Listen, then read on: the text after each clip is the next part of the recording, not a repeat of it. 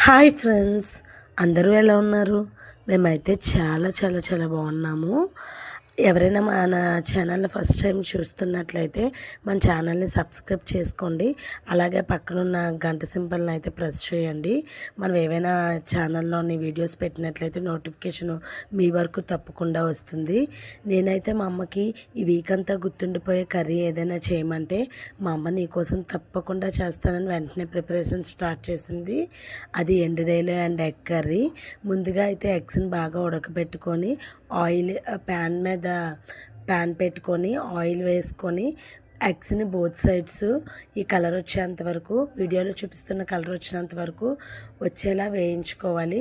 అదే ప్యాన్లో మరికొద్ది ఆయిల్ వేసుకొని పచ్చిమిర్చి అండ్ ఆనియన్స్ని వేసుకొని బ్రౌనిష్ కలర్ వచ్చినంత వరకు ఫ్రై చేసుకోవాలి. నెక్స్ట్ దానిలోనే ఎండురొయ్యలను వేసుకొని అవి కూడా రంగు మారినంత వరకు బాగా ఫ్రై చేసుకోవాలి.